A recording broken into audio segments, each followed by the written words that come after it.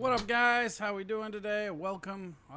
We got a really interesting one for you today. Hi, how's it going? Let me see if I can get this working. I don't know why this isn't working. Hold on. 2 seconds in, and already this show is in the drink. What up, Ryan? How are you? Thanks for coming out. Thanks for partaking. I don't know why this always fucking does this shit. All right, let's try it now.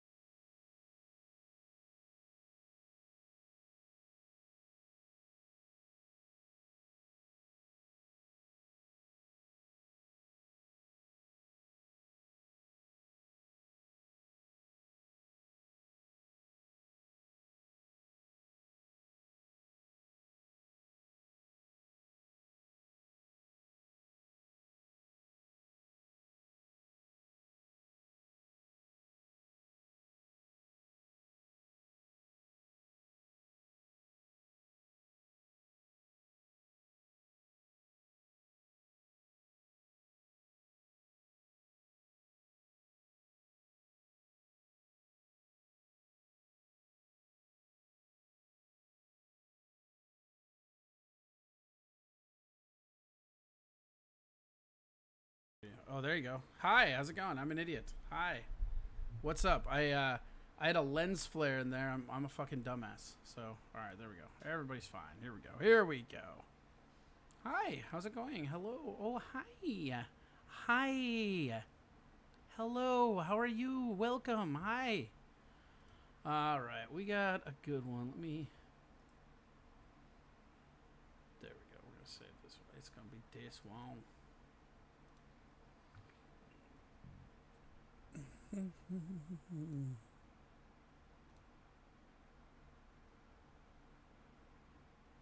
All right, boom. Hi, what up, guy? How are you? Mikey, welcome. What up? Hello. How is everybody? Good. Let's go. All right.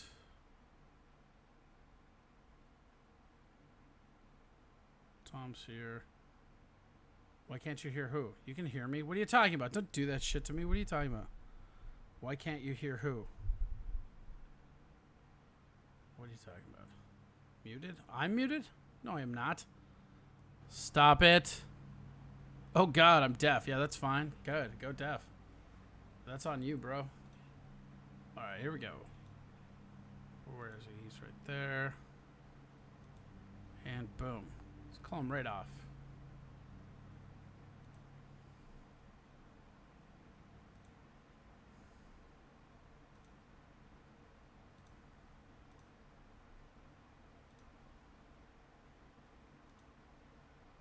Hey, what up?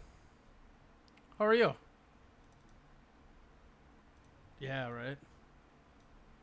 It's fucking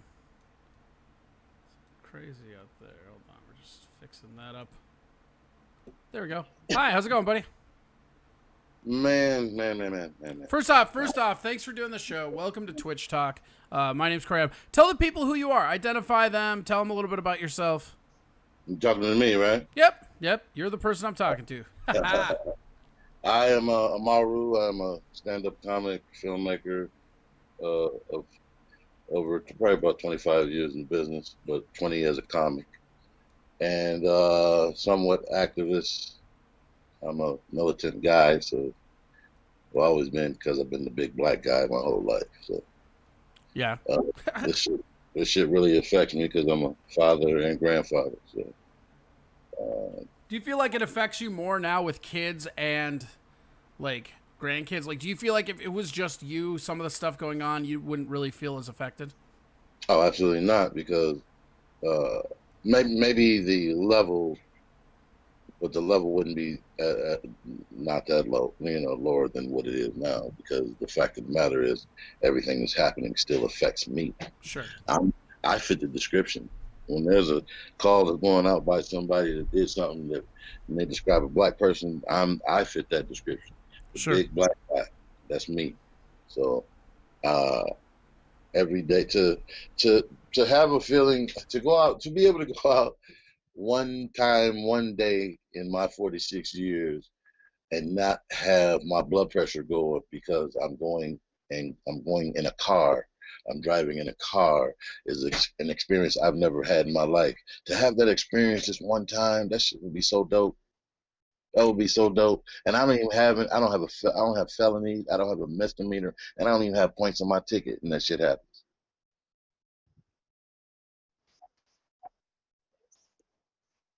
Oh, I think we do points here in Michigan. Yeah. So, but I'm in Lansing. I'm in the capital, where drama happened last night. Yeah, it did. And you were out on the front line. Now, was there any kind of protest or anything that went on before last night in Lansing, or no? I can't say no because not that I know. Well, the COVID thing, because yeah, the COVID thing is right down from the house. They blocked the traffic off. I mean, they went crazy. They went. I mean, they loped up on the COVID thing. It was ridiculous Well, around and here. there's no way that this civil unrest doesn't result in more fucking COVID, right? Right, but the thing is, they complained about having to stay in from the in orders that Whitmer passed down, and what's about to happen and what Trump said today is martial law. And if Well, martial it's law already. I happens, mean, in Minneapolis, we have had a curfew all weekend long. I mean, if you were in two different counties in the Twin Cities, you were not allowed to be open or on the streets after 8 p.m. by law. right, but when martial law is established, if you are caught, you are shot. That's a different animal. That's not the same thing that they're doing right now. The Well, orders usually is the curfews are where martial law starts, and you're right. Then it goes when it goes full yeah, martial law. It's time to fuck it. Like they ain't because shooting rubber bullets no more. they just shot somebody in Louisville in the last 24 hours. Now all they're trying to do now is figure out who did it, the military or the police. So this shit is not going to stop. They just No. killed somebody. They just killed somebody beloved to Louisville who used to feed the cops for free. Ooh, that is not. And that's the thing that I think hurts the most about a lot of this is just like not even like you can't. This it's indefendable. Like even the people that want to turn a blind eye, it gets to the point where you can't. I mean, Right. the Floyd video to me, like, I don't know anybody that, it's like the autopsy came out and, like, I'm watching because there were people I had that I knew that were telling me, we don't know if the cop killed him because he died in the hospital. I'm like, motherfucker was laying on his neck. He killed him.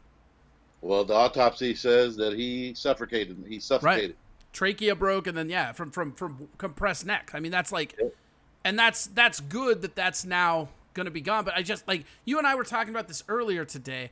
I don't know how we do it as a country, but like the citizens, like we have to unite because if we keep fractioning ourselves and turning blind eyes to everybody else's cause, it's like how many white people in America don't really care about black people getting shot by cops? Some, and that's I that's think. not cool. I think of the last 4 hours is too late. I think that, and here's why: What do you mean when you say too late? What do you mean by that? it's too late for the kumbaya and to have a talk now because of Okay. what just happened.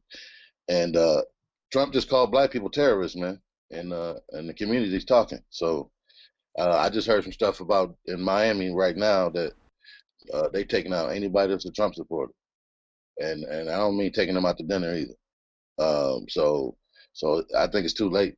He just called us terrorists on national television, and then used a threat of the U.S. military against its own citizens. It's too late. I haven't watched or looked at that yet. I was actually out going to grab food and stuff in between Right, shows. right. So Yeah, people. People aren't. See, black people are already paying. We automatically paying attention because the shit is about us. We can't afford to just be going lollygagging, going to McDonald's and not paying attention. That's just not our privilege right now. We have to stay in tune with what's going on to keep ahead of the game because they out there plotting to kill us. Period. Period. We can have these kumbaya moments with the police, and that's cool and all that, but it's the people, it's the bad I'm not apples. even talking about the police. I'm talking about us, the citizens. I mean, Oh, like, right. But I'm black people saying, aren't the only people that are being oppressed. Like, American citizens are being oppressed. And, like, right, this government is just going to do that until right, we change it. Corey, but you got to stop saying that. That exacerbates the problem. You gotta, because what it sounds like to us is you're trying. What it sounds like to us is like, hey, I got cancer. Hey, man, I got cancer too. That's what it sounds like to us. I'm giving you some insight. No, I get that. I hear you.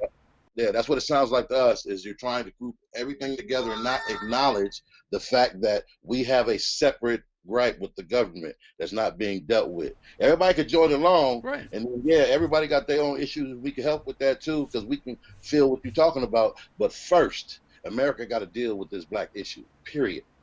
I think that if America deals with cops killing civilians, all the issues are addressed in and of that. I think that I hear what you're saying, but I think that we could all be going towards the same goals. Like, you can accomplish more than one goal, right? We can get the cops to say kumbaya and fire all the fucking cops. Rehire. Let's rotate them. We can get them. Let's say we got the cops.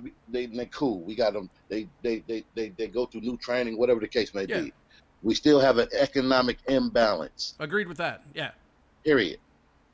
So with that gives the people a sense of I'm better than you, because they don't have the economic equality that everybody else has. The problem is if you just look at Wall Street, there's nothing black owned there. Nobody in Wall Street that runs that shit owns it. That's a problem. There are slave bones still under Wall Street right now, and they show that's crazy to think about. Right, and they show that those slaves literally worked their selves to the bone, their hands to the bone.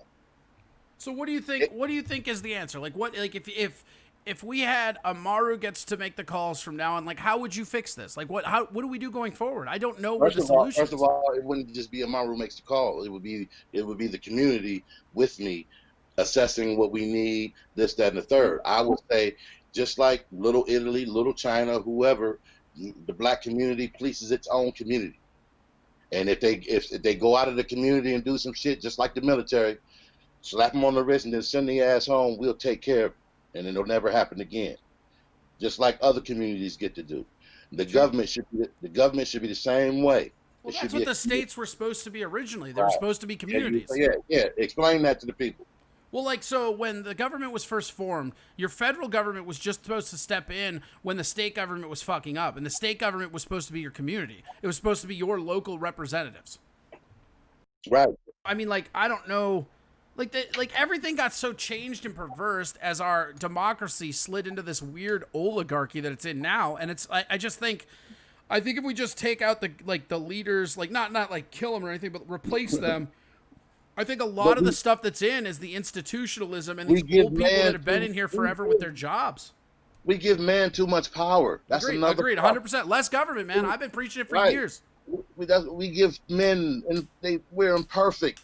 And if you show us a piece of pussy, goddamn it, we might crash a plane. No, we have to do this as a collective, as a community. And that's what I'm saying, is I think that, like, as much as there are all these issues to address, all of us have to band together as a community. And, like, first and foremost, you got to stop killing people. Like, the cops are done fucking killing people. Right. And the thing is, we hire these law enforcement whose brain hasn't even fully developed yet. Yeah. They under 25. Like, that's ridiculous. You send them to war under 25. That's ridiculous. Yeah, they can go to war, but they can't buy booze because they can go to war at 18. Right. It's all fucked up, man. And the system needs to be taken down because it was created when all people weren't free. And that's bullshit. And it was created, not only were all people not free, but it was created with tech that was antiquated. You and I were talking about that. The Second Amendment, the forefathers were talking about fucking muskets, man. They weren't talking about AK-47s and fucking drones. When women used to say, men used to say back then, I'll take a bullet for you, they were talking about muskets. Yeah, I know a shitload of people that I would take a musket for. There's only a few I'd take a bullet for. Right. What did you do first? What kind of bullet? You know what? Honestly, as a guy that loves my neighborhood and stuff, I would take a musket for my neighbor. I would literally take a musket. Now a Right. bullet, we're having a different conversation. Right. A paper cut, different Yeah. conversation. You know, it's just not, man. The common sense is just lost. But it all boils down to two things. Everything can be solved with two things. You asked me that question: if I had the power, what would I do? Two things will solve the whole world's problem. That's education and infrastructure. That's it. Education and infrastructure will solve racism, will solve the economic problems, will solve everything because we will be educated enough to know what the fuck is causing these problems because we'll have understanding with the whole gamut of it, education of cultures, education, math, economics, everything. If we educate ourselves as a society, we will eradicate most of the problems we've brought upon ourselves.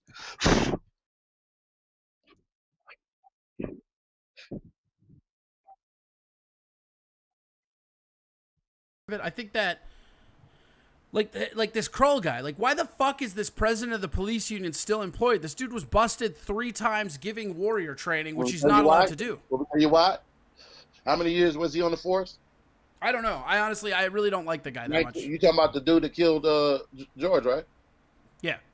He was on the force for 19 years. That means no, I was talking about Kroll, the guy that killed him too. But like the guy that killed him had like 3 other infractions, one of which should have got anybody fired. The fact that that dude was out walking the streets, that's what I'm saying. So Bob Kroll is the Minneapolis head of the police union, and that dude has been fined like 2 or 3 times now for still continuing warrior training even when they banned it.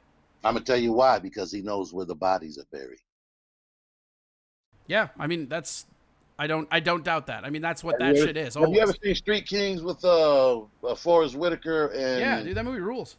You're right. You remember when he opened up that wall at the end? He knows where the bodies were buried. That's why you couldn't touch him. You ain't gonna get that high and not know shit.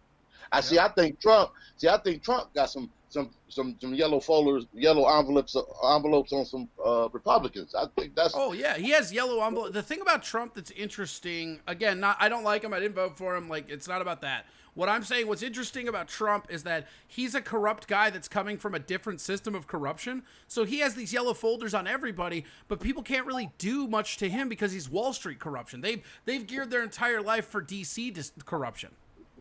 Right. You know, it's like I was telling when he got elected. Like I do believe he's going to get reelected. I will not be voting for him. I don't like the guy.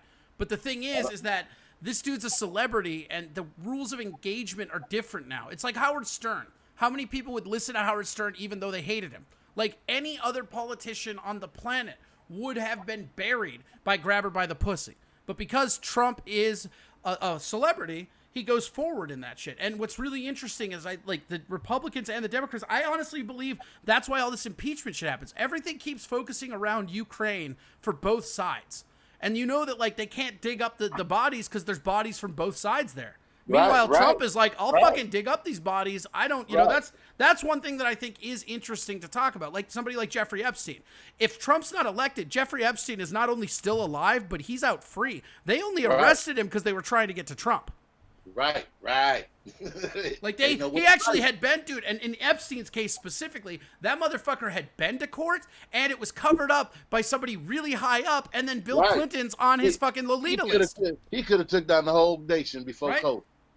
Right, and I think, I mean, like, it's really interesting, but I mean, I think some of that shit leads back to the crown and everybody. I mean, like, we're in this era where there are corrupt oligarchs over us, and I say this because, like, I look out at my community, and I know there's inequality, I get that, but my day-to-day life with my neighbors of all colors, of all races, of all religion, like, the thing that's not being covered in this news is that, yeah, there are very horrific riots in Minneapolis. But you know what they're not covering? The fact that every fucking day there are thousands of Minnesotans out there helping clean up, give supplies, supporting. It's community. Right. And they like thing. It's just they're trying to like they're trying to keep us at each other's throats so we don't look at them. Right, let me stop you. So you just said something that I can use as an example of our thinking. So you said you live in a neighborhood where everybody's kumbaya, cool, this, that, and the third. Yeah. That's what you're used to. Everybody ain't used to that shit, and everybody know that you got that type of shit. So and everybody want that type of shit. So why can't we have that? Because of inequality. I mean, Everybody, I don't know. I've lived in very poor neighborhoods. Like, I grew up in inner city Portland. I've grown up in very poor areas, and it was always the same in the community. The community right, itself is all neighbors, because you're neighbors. You know the people. right. But you desire to live where you live now because of what it is now, right? No, I live here because I'm a failed comedian, and I can't move out of the town I went to high school in. Let's calm down. There are plenty of terrible things about me without narratives, my friend. No, My bad, I my live bad. here because I'm a failure. Let's be honest about that. My bad. Don't we all? Don't we all? Yeah, man. Education and infrastructure to fix all this shit. Yeah, that's an interesting idea, and like even just the culture, like I think like the culture of like the way we're training, like why are the police entering into situations like they're under pressure and it's a military zone? They should be coming in. Yeah, right. They should be trained to be coming in and assessing what's going on before they fucking go in. People laugh at this shit, man. It's the mandate. If we did the same thing in the military as an MP that the police do in the States, we go under Leavenworth, under the jail.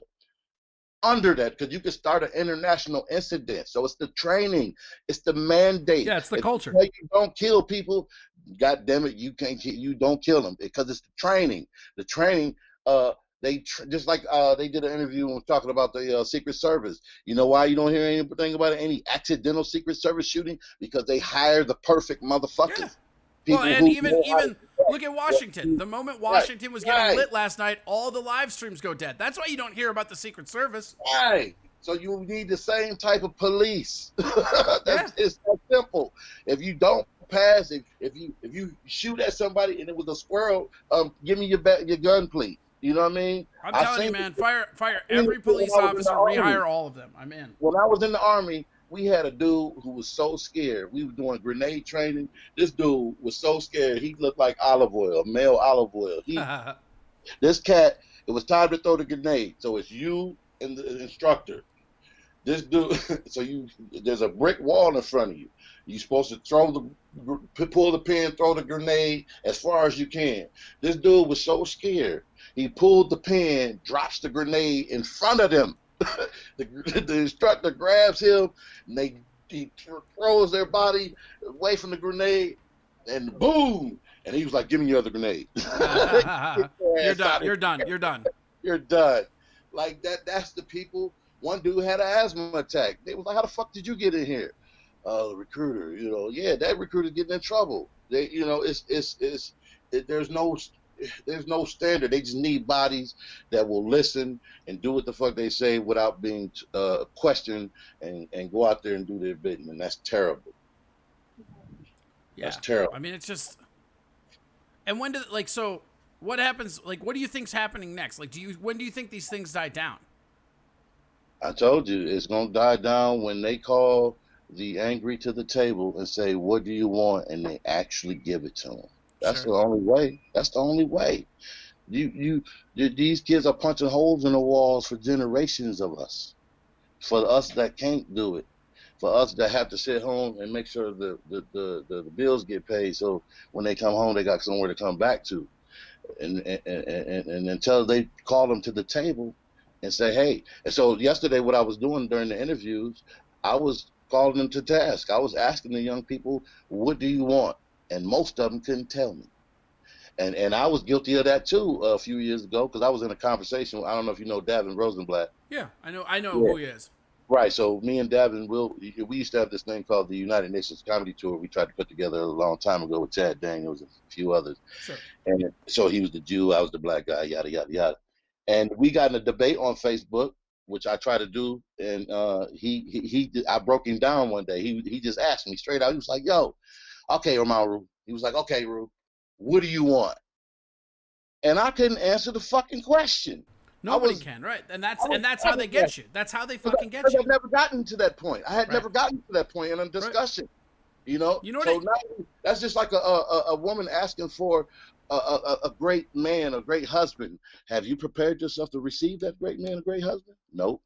You wanted it so long, you didn't even think about that shit. So most of those kids had no answers for that question. You can see it on their face. And I was like, well, you don't have to answer it right now, but it's going to come a time where they're going to invite you to the table to talk. It And what are reminds you me of the gonna old. It reminds me of the old saying: "Opportunity knocks only once. It's your job to be That's ready." right. That's right. And that's when they need to come back home to the elders and find out what the fuck we need. You know, Yeah. that's when it's gonna change. When we are heard for real. Not the kumbaya shit and then shit go back to normal next week and we on Good Morning America showing how smiley niggas is and now we all of a sudden playing football and doing the NFL niggas release draft. That's some bullshit. You know, everybody want us to run the ball and dunk and shit, but don't nobody want to deal with the problem that while we are running the ball or telling jokes on stage, we are sad. Yeah. I'm telling jokes to people in Minnesota that don't look like me, but inside I'm tormented because I can't express how I really feel because I'm going to be judged. Oh, we didn't pay $8 to hear you talk about how you feel, nigga. Make us laugh. We can't call in sick They because literally, if they understand comedy, that's literally what they paid for. They need to shut the fuck right, up. right. And but we don't feel like that. We feel like we have to keep it a certain way Yeah. in order to be accepted so that we can work. Well, and especially like with someone like yourself, like you're a big dude. Like at some point, Right. having to be cool and collected all the time becomes a safety issue for you. Right. People take that for granted and then start talking to me crazy. And all of a sudden, next thing I know, hey, I got a joke for you. There's these niggers. I'm like, what the fuck? Are you serious? Like, Yeah. Hey man, I got a joke for you. Here's my fist. Right. But if I whoop his ass, I'm going to jail. Well, not only are you going to jail, but if you whoop his ass, that dude in his head is going to tell like 17 more N-word jokes. Like, you know what I mean? Like, you're just, like, it sucks because it's like, it reminds me of like Charles Barkley, right? Like when he spit on that girl back in the day. And he's like, I'm not a role model. And it's like, yeah, but because of the perception of society, every black male has to be some kind of beacon. Because like people don't understand that personal experience is anecdotal. Like, so you'll have somebody that has a very bad situation with a very bad person, no matter what it could be a girl, guy, doesn't matter. They will prejudge that group forever. And the thing about the racial tensions and the societal unfairness that's going on is that there are a lot of black men I know like yourself, especially if they are bigger and tougher looking dudes, because with that comes a fucking stigma. And I can't even imagine what that's like for you to walk in the room and everybody's like, oh shit, what's this guy doing? You know, whereas like if somebody that big that was white walks in, they're like, wow, that's a big dude. And that's the end of it. Right. Let me tell you a story about a booker. His name, I'm going to tell you his name because I'm going to tell you his name. Larry Silver out of Florida. So Larry one day, this had to be about, I don't know, 15 years ago. I had gotten approved through an agency that I'd worked for, and Larry had forgotten. So it was a New Year's show. I was working with Dak Rayco. And so like 2 nights before New Year's, I get a phone call. This is back there in VHS. I get a phone call from Larry. And VHS, back then, Jesus, Grandpa, come on. Right. So back then, Larry had my headshot was a black and white headshot it was a nice done black and white headshot, but with the upside down visor that was in color, and it was yellow. It was an ASU visor. Okay. And so he calls me. He's like, hey man, yeah. So I just want to ask you a question. How did you get recommended? How did you get approved again? And then he gave me fuck? Right, he gave me the answer. He was like, was it Doug and Dana? I was like, yeah, it was Doug and Dana. He was like, okay, all right. So, I was like, why you ask? He was like, well, I'm just going to be honest with you, guy. I'm looking at your headshot and, my room in, I can't remember what city it was in Florida. Fucking dumb fuck USA, it sounds like. Right, he was like, well, basically an all-white room. Are you right for my room? I was like, look, man, I'm a professional. He was like, okay, hey, enough said. See you then. So the show comes, we do the show. I just wanted to butt in real quick. I always fucking hate that shit, man. Because, like, I've had people tell that to me when I'm going into a black room. They're like, it's a black room, right? I'm like, who the fuck cares? I'm here to tell dick jokes. Don't black dudes have dicks? I feel like they do. We're fine. Right. Like what I always tell people, like the only real difference as a comedian, the only real difference I've ever noticed between performing in front of black people and performing in front of white people is that fucking white people are fickle as hell. So you open with silver and you close with gold because it's like you got to keep the tempo rolling throughout the entire set. What's No, weird is fuck with a that. black audience, you open with silver and then Right. go with gold. Because once a No. black crowd decides you're funny, they're with you the entire Right, fucking right. set. But I take that same approach with white crowd too, because everybody has the same set of emotions. Yeah. And the reason why a white crowd I found laughs at you is because you make them feel comfortable in telling your story, and you coming with it with the real. Well, that's Even the though thing is like my jokes don't change. That's the other thing that I never right, understood. My jokes don't change because of right, who I'm in front of. Because I'm right, telling you real fucking shitty right. things that have happened to me. Absolutely, absolutely, absolutely. So let me finish telling you the Oh yeah, story. yeah. Go ahead.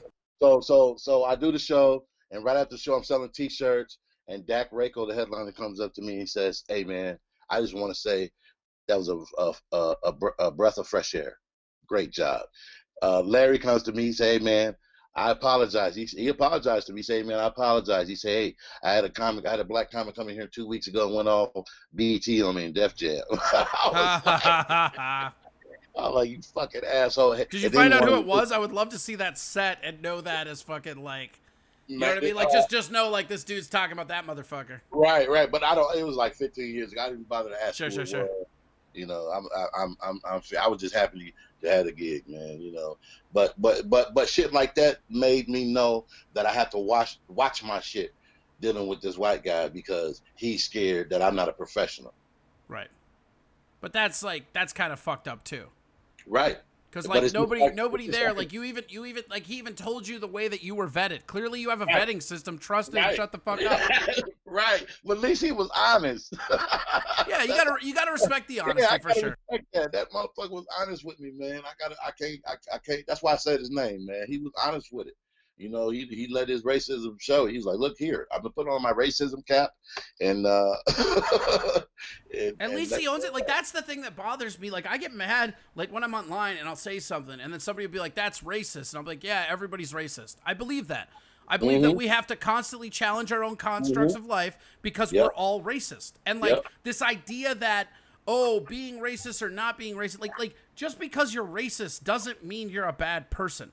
Like right, it's something you can work on and yes, address and work through, but it's this weird yes, stigmatization of like, oh, yes, because we have in this country we have this weird like phobia. We're scared of being phobes. You know what I mean? right, Like everything is a phobic. right. You know, you're a like Islamophobe or a racophobe or a Yeah, man. transphobe, whatever it's going to be. But the reality, like what I always tell people is like, oh yeah, everybody's racist. They're like, well, that's a pretty good take, I guess. And it's like, I don't They know, say man. that's racist. Right. Then they get mad at me, and it's like, okay, so by your logic, they're like, well, if you're racist, you don't deserve to be here. Okay, so by your logic, we're all just gonna go kill our grandparents. That's what we're all going to collectively But do that's right what now. people hear but that's what people hear when you call them racist. They hear you call their grandparents bad people, and Right. that's not what we're But that saying. We're racism, saying they right? fuck people. Racism is not like racism. Like racism is bad, but it's a normal human construct. And the Right. thing that like it's like that Booker that you were talking about in Florida. There's a certain amount of self-reflection that goes into stuff, and that's why this country is so fucked up. I mean, you and I are very good friends, so we can have this deep, meaningful conversation. But Right. like, this isn't a conversation that happens with acquaintances. Like if a black dude meets a white guy acquaintantly and they're drinking at the bar, this isn't the kind of like onions that get opened up because everything in our society has been loaded because black people were slaves. No, I open the motherfuckers up sometimes. Oh, I know you do. No, I'm not talking about you. I know you, motherfucker. You and I bonded immediately because we're both like, oh, that's hard. Yep, that's hard too. Yep. Because I was just, I mean, I don't know, man. I'm not a very happy person, but like comedy is the only thing that ever made me happy. So people that Right. respect the stage, I respect them always. Right, man. And that's the thing about it is like we have to like figure out how to get around these buzz phrases of just So- like because they'll call somebody a racist, but then they'll use that as an excuse to not really interact with them. And like Right.